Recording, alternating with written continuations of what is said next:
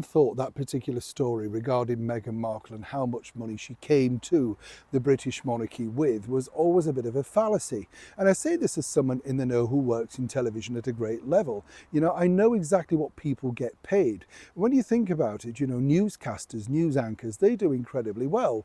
I could tell you that some of the average newscasters of the BBC are on anywhere between 150,000 right through to 450,000. They earn far more than an actress in a sort of middling soap, if the best thing you could describe, of course, Meghan Markle's Hollywood breakthrough as Suits. So Hollywood, of course, it was filmed in the beautiful place of Toronto in Canada. Nothing wrong with that, but they filmed it there because it was cheaper to make there, you understand?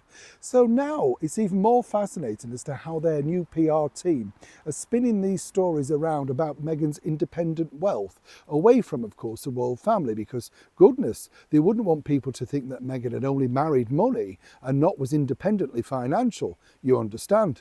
Let me explain. Hi, lovely to see you. Thank you as ever for your time today. Nice to have your company. Hope you're keeping well. And yeah, still luscious and green here, you see. Still nice, isn't it? It is nice to see the seasons, but why are we getting all these seasons that should be later on in the year? At this point, if you're in the United Kingdom, you'll know exactly what I mean. And I know I've said this before, but I feel sorry for people who come to our wonderful country and then, they get this terrible weather and they're sort of going over Westminster Bridge or something, trying to admire the view of Big Ben, and it's in a bit of a mist. It's not, you've waited, months for this, maybe years for the visit, and you're thinking, is that it? I can't see through the window. It's never a good look, is it? That's the trouble, isn't it? Nobody can predict the weather, whatever they say. On the day that I'm recording this, we were told this was going to be a scorching day. Yes, I know. Can you believe the weatherman? Let's not blame them. Now, let's blame some spin doctoring here, because I don't know if you know that phrase, spin doctoring. It kind of annoys me in a sense. Spin doctors are like managers of celebrities. And whatever negative they are, their story is to spin it into something a little bit more palatable for the celebrity. And this is really what's happening with Meghan Markle, because as I told you at the start, she claimed to be very wealthy when she came inside the British monarchy, somewhere about 5 million.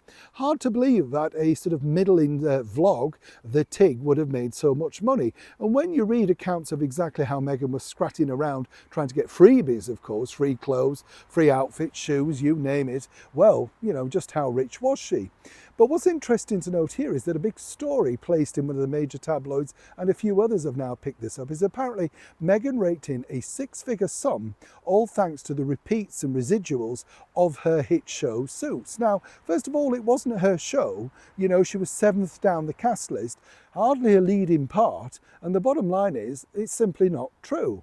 Now, I'll tell you why. It's very interesting, this, because obviously, as I say, with Meghan trying to launch her American Riviera as a lifestyle brand queen and wanting to see herself as a person who's very independent from Prince Harry, married for love, not money, you get the picture.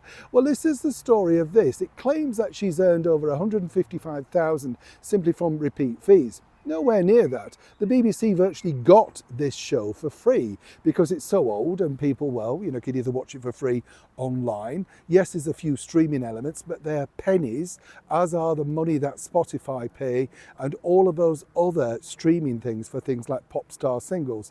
Trust me, if you looked at the inner workings of this, they're never as rich as they make out. But as I say, the reason behind this is simply her brand new team have to placate a very difficult mistress, and she wants to be now portrayed as somebody who is self-made, self-funded, and more importantly, very, very independent at the launch of her brand new brand. Now, do you think it just suits her, or does it suit you too? Neil Shaw, Kensington, London.